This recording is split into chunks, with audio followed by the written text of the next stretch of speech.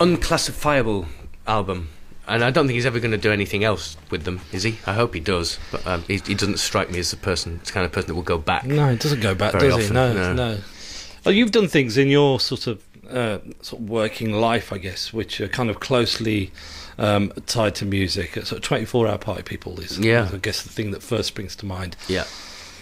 And that, to me, from my naive outsider's viewpoint, seems like the ultimate case of wish fulfillment. Yeah. I mean, that was.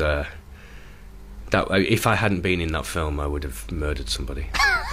If they hadn't cast me. I remember reading about it in Uncut or somewhere, and I know Michael Winterbottom. I'd worked with him on Wonderland, a film called Wonderland. Right. And reading about who was being cast as what in this film that he was doing about Factory Records, and I knew nothing about it. So I don't do this very often, I rang him up and said, what's going on here? And he went, yes, and then called me back and said, we're going to offer you Bernard Sumner. And I don't know whether it's because I rang him up and sort of, reminded him. Well, the idea rather suggests itself. Yeah, I thought so, because, similar sort of looking-ish, I suppose, if you squint. And so I went with it, and it was great. It was just an amazing experience. Wasn't there a scene? I think I saw it some years later on YouTube in the film. I don't think it made it to the film, where you're performing Blue Monday. Yeah, it's in the film. Did it, mate? Oh, okay. Yeah. There's a scene where we were supposed to be miming to Blue Monday that day, and the tape hadn't turned up. Something hadn't turned up, but we had to film this sequence. And obviously, Blue Monday is a very, very important song in their oeuvre, so we couldn't miss it out. And we were running out of time waiting, and Michael said, look, it's not going to happen, the sequencer or whatever, it's not going to happen. So can you play it on the guitar? And I said, it's Blue Monday, you can't play that on guitar. So I worked it out, the chords, and then taught Ralph Little the bass line, and the keyboard player, I can't remember his name now, sorry, but he didn't have a speaking part. Lovely guy. And taught him the keyboard bit. And so we sort of got this thing going, this little groove going, and then I started singing it over the microphone and sort of making out as if we were just working it out, and I'd just written the lyrics, and so we were trying it out, and before we made it into this big dance monster, and they kept it in, and it's quite funny that they kept it in, and it's just me working it out on the guitar. But it's lovely as well. And your voice. I mean, you sing it really well. Oh, thanks. There's a kind of it works. I guess you can't compare the two because you're so used to the other one, but there's this kind of plaintive sort of quality to it, because I guess you're probably all doing it unselfconsciously. Yeah, absolutely. So it's nice. Yeah. I know you're a fan. What should we kind of try and find a New Order record? Oh, yeah. To sort of Bizarre Love Triangle. I don't, for no other reason, it's just a beautiful song. And you hear it pounding over a PA at a club, and you can't not go to the dance floor. No, absolutely.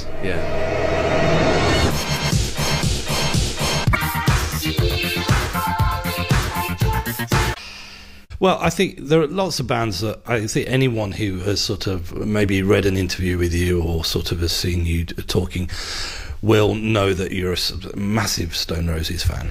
Yes. And this is a good time to be a massive Stone Roses fan, isn't it? It is indeed, isn't it? I was walking around with that indie shuffle all week, but mind you, I've been walking around with that indie shuffle my whole life, most of my adult life. Yeah. So, really, really pleased. Absolutely. It was a beautiful morning the morning after. Yes. Rosier, some might say, but it was... everybody was very happy, non-stop text. It was just a wonderful feeling that I haven't had since I was a kid. I think the timing is great, actually, because, it's kind of... I think I notice whenever sort of we're kind of entering a kind of recession or depressed times, then people want to hear sort of music that just lifts you up. Yeah. And... it kind of just seems that this is, the heavens have aligned slightly. Yeah, no, absolutely. I mean, and also it's our generation, I think this is it, isn't it? I mean, we can put a full stop on the whole thing and then start to get old after these gigs. Well, one last go. I like a lot of indie music at the moment, but the one thing that's lacking in a lot of sort of guitar music is not much of it makes you want to move. And especially in a post sort of Strokes world, and that's not particularly do the Strokes down, obviously, the amazing debut album and so forth, but it kind of, as the jeans got skinnier, then it became harder to, and maybe there's a connection there, maybe because everyone's trousers are too tight. Maybe that's what it is. I absolutely agree with you. We need a little bit of funk and a bit of swing. Yeah. A bit of that white boy funk. Absolutely, yeah. I'm very excited about the new material. Yeah, amazing. I like the fact that they went into the studio, you know, kind of sniffed around each other for a bit, just made sure that the chemistry... Sniffed each other's bums. Yeah, metaphorically speaking. Yeah. And, you know, it's a goer, you know. Yeah. Tell me what we got to play a Stone Roses track. Let's play Breaking Into Heaven. Oh, second album. Interesting. Left field. Okay. The Stone Roses' first album it blew my mind, and nothing was ever the same after that. Well, it was like that for a lot of people. Everyone in certain circles, you notice that everyone was walking a little bit more like Ian Brown than they did before. Yes. Yeah, absolutely. Yeah, including me. Everybody was walking down the street. And Liam Gallagher hasn't stopped walking like Ian Brown. No. It kind of... if the wind changes, you'll stay like that. And he obviously changed. I know. It's that kind of walk where it makes it very easy to offer someone out. Yeah. All you need to do is just raise your hands and beckon them towards you. Yeah. And I've seen Liam Gallagher offer so many people and things out over the years. Well, I saw him offer a whole crowd at Glastonbury out once. In 1995. I remember him sort of pointing to someone in the audience, stopping the song, which Noel didn't like. What are you doing, you dick? Stopped the song, pointed to in the middle of this darkness, and went, yeah, you. Not so big with all your flipping mates around you, are you? And that offered him out. I don't know how it was going to happen. You know, it was a difficult situation. Even if the guy wanted to have a fight, how are you going to go about that? Logistically tricky. Yeah. I know you're not a big fan of those sort of reality shows, but I have to say, Sean Ryder on I'm a Celebrity, Get Me Out. Oh, I watched it because he was in it. And it was brilliant. It was brilliant. I like I'm a Celebrity, It's the only one I like because you can pick up a phone and within minutes you can help make Paul Burrell put his head in a box of rats. You kind of think, yeah, where's the phone? I'm up for that. That's great. I mean, that's not reality. That's just brilliant. Yeah. If that is reality, then that's brilliant. Yeah. He's Do you want to watch so and so get buried? Yes. Yeah. Buried alive and filmed, and so you watch them screaming and everything. Yeah.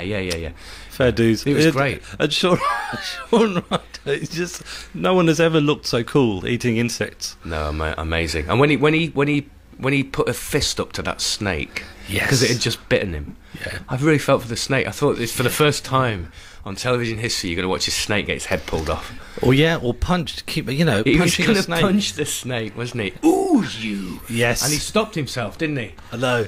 And what was he going to say? You wouldn't fancy the snake's chances, would you?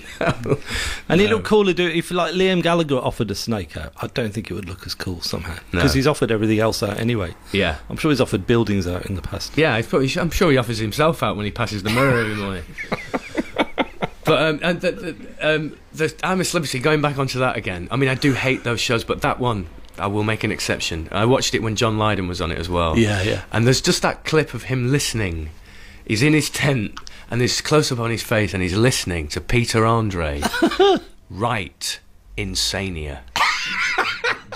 Yeah, it's incredible. And he's going, and you can hear him going outside. He's going, no, it's like insane and mania. And it's amazing. And he's listening to him do it, and his face is like thunder. It's just like a cloud of thunder. And I'd love that. It was one of the greatest television moments. He doesn't say anything. It just cuts to his face, Johnny Rotten, in a tent with Peter Andre outside singing. It was brilliant. Your life is an unwritten book, and you just thank God you don't know what's in the next chapter because I know. Might just end it all. What should we put on next? I don't know what you want to put on next. I've just found a copy of Tusk here by Fleetwood Mac, and that's kind of a pro because that Roscoe does slightly remind me of Fleetwood Mac, maybe crossed with. Well, yeah, I mean, it's one of the the things in your life when you kind of think, oh, I'm not really into that, but there's always time. One day I might discover it.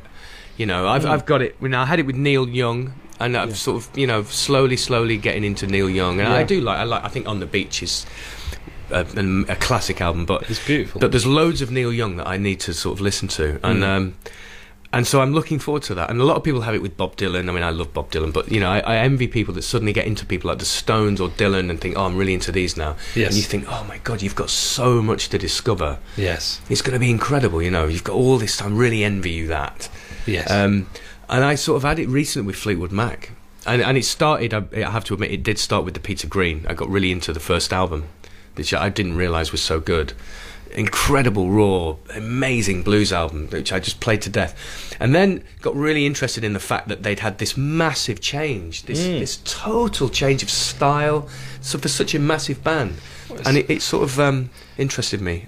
But yeah, no, Fleetwood Mac, nice, good, very, very good, all good. I mean, and the good thing about sort of, you know, getting past into your 40s, past that milestone, is that you can like and listen to whatever you like. Absolutely. Whatever you like. It's not, cool doesn't come into it anymore. Yeah, and you can throw people out your house if they disagree. Yeah.